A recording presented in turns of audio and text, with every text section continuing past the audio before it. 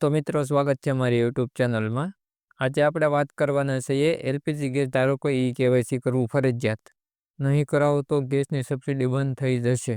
એટલે કે તમારે ગેસનું કેવાયસી કરાવવાનું રહેશે, જે તમે ઓનલાઈન પણ કરી શકો છો. ગેસ સિલિન્ડરનો ઉપયોગ કરનાર ગ્રાહકો માટે મહત્વની જાણકારી આવી છે. જો તમે એલપીજી સબસિડી લેવા માંગો છો તો હવે તમારે કેટલા નવા નિયમોનું પાલન કરવું પડશે.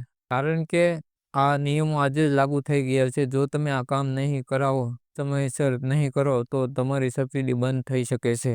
એલપીજી ગેસ સિલિન્ડર ગ્રાહકો માટે મોટા સમાચાર છે.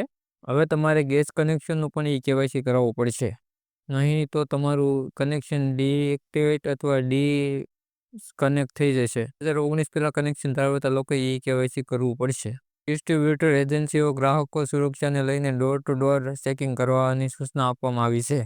એજન્સીના કર્મચારીઓ ઘરે ઘરે જઈને સ્ટોપન અને પાઇપ પણ ચેકિંગ કરવા પડશે. જેમને 31 ડિસેમ્બર સુધી કેવાયસી નહીં કર્યું હોય તો તેમને ગેસ કનેક્શન રદ પણ કરવામાં આવશે. એટલે કે ગેસ કનેક્શન બંધ થઈ જશે. નવો નિયમ શું છે તેની વાત કરીએ આપણે. સરકારે ગેસ સિલિન્ડરની સબસિડી માટે કડક નિયમ બનાવ્યો છે. આ નવા નિયમ અનુસાર ગેસ સિલિન્ડર ધારકો તેમને કેવાયસી પ્રક્રિયા પૂર્ણ કરવી ફરજિયાત છે. જો તમારું કેવાયસી અપડેટ નથી તો તમને સબસિડીનો લાભ મળશે નહીં અથવા તો તમે લઈ શકશો નહીં. કેવી રીતે કરવું કેવાયસી અપડેટ?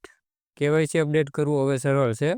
માત્ર તમારા ગેસ વિતરક પાસે જવાનું રહેશે અથવા તમારું કેવાયસી ઓનલાઈન અપડેટ કરવામાં આવે છે.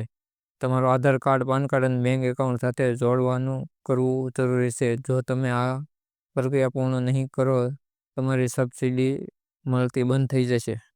કેમ છે આ પગલાં જરૂરી તેની વાત કરીએ. સરકાર આ નિયમ લાવવાનો મુખ્ય હેતુ એ છે કે ખોટી રીતે સબસિડી લેતા લોકો સામે કડક પગલાં લેવાનું. જે લોકો પાસે જરૂરી દસ્તાવેજ નથી અથવા જેમને ખોટી માહિતી આપી તેઓ હવે સબસિડીનો લાભ નહીં લઈ શકે. આ પગલું સબસિડીના પુરાવા વહીવટને પારદર્શક બનાવવા માટે લેવામાં આવ્યો છે. નિયમોનું અવગણ નહીં થાય. જે ગ્રાહકોને સબસિડીની જરૂર છે એમને આ નિયમોનું પાલન કરવું પડશે.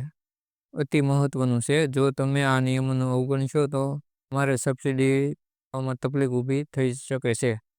તો મિત્રો, વિડીયો સારો લાગે તો વિડીયોને લાઇક, ચેનલને સબસ્ક્રાઈબ અને વિડીયોને શેર કરવાનું ના ભૂલતા.